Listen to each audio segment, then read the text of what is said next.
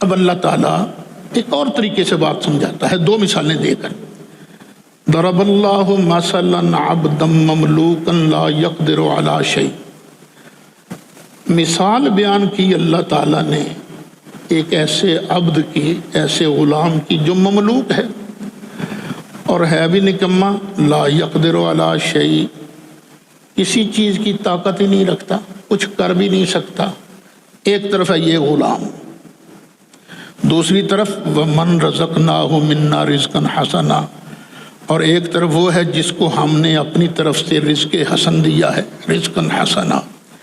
ایک طرف ہے وہ غلام اور ایک طرف ہے وہ جس کو ہم نے رزق حسن دیا ہے۔ پھر وہ کرتا کیا ہے؟ فَهُوَ يُنْفِقُ مِنْهُ سِرًّا وَجَهْرًا، پھر وہ آگے خرچ کرتا رہتا ہے، چھپا کر بھی، اعلان کر کے بھی۔ هَلْ يَسْتَوُونَ، کیا یہ دونوں برابر ہوں گے؟ نہیں۔ ایک ہے عبد مملوک جو کچھ نہیں کر سکتا، یہ بت، اور وہ اللہ کے پیارے بندے جن کو ہم نے اپنی طرف سے رزق حسن دیا ہے، پھر وہ آگے بانٹتے رہتے ہیں۔ کیا یہ برابر ہوں گے؟ الحمدللہ، سب تعریفیں اللہ کے لیے۔ بل اکثرهم لا یعلمون، بلکہ ان میں سے اکثر نہیں جانتے نہیں ہیں۔ اچھا، یہاں سے معلوم ہوا کہ اللہ تعالیٰ جن بندوں کو رزق حسن دیتا ہے وہ آگے سے خرچ بھی کرتے ہیں۔ اب ہے 17واں سپارہ، والذین ہاجروا فی سبیل اللہ، آیت نمبر 58، سورۃ حج، 17واں پارہ نکل آیا۔ اور وہ لوگ جنہوں نے اللہ کی راہ میں ہجرت کی، یہ ہے مہاجرین۔ مہاجر کا ایک معنی ہے گھر بار چھوڑنے والا، اور نبی کریم علیہ السلام نے مہاجر کا ایک معنی اور بھی بیان کیا ہے، المہاجر من ہجر ما نہی اللہ عنہ۔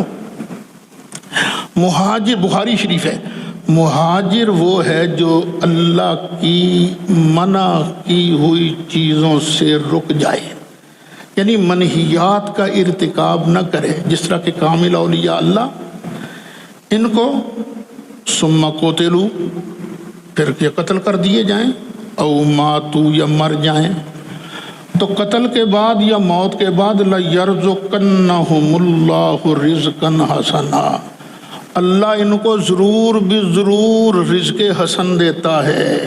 قبر میں اللہ ان کو رزق حسن دیتا ہے۔ ہمارے ہی حلقے کے ایک ساتھی ہیں، وہ مجھے کہنے لگے کہیں یہ جنت کی بات تو نہیں؟ میں نے کہا دیکھ لو جنت کی بات، کیونکہ ان کی شان کیا ہے، رزق حسن اللہ دیتا ہے۔ پھر وہ اگے ونڈے نے تو جنت کنوں ونڈنا انہوں نے، وہ تو ساری رجے نے ہوتے۔ یہ جنت کی بات نہیں ہو رہی، یہ یہاں کی بات ہے۔ قبر کے اندر اللہ تعالیٰ ان کو رزق حسن دیتا ہے۔ اور جو سبق ہے 14ویں پارے کا، جس کو ہم رزق حسن دیتے ہیں، پھر وہ کیا کرتا ہے؟ فَهُوَ يُنْفِقُ مِنْهُ سِرًّا وَجَهْرًا، وہ چھپا کر دیتا ہے۔ تو بھئی قبر والوں کو اللہ کا بندہ مان کر، اللہ کی رحمتوں کا محتاج مان کر، یہ سمجھ کر کہ اللہ نے ان کو خزانہ دیا ہے اور ان کی ڈیوٹی ہے آگے بانٹنا، تقسیم کرنا۔ بندہ یہ کہہ سکتا ہے اللہ کے پیارے، تم کو اللہ نے بہت سارا دیا ہے نا، تو بانٹتا بھی ہے، اللہ کا فرمان ہے، تو مہربانی کر اللہ کے فضل سے نا، اللہ کی رحمت سے تیری مہربانی ہمیں بھی کچھ دے دے۔ تو یہ کہہ کر مانگنا تو قرآن سے بھی ثابت ہے۔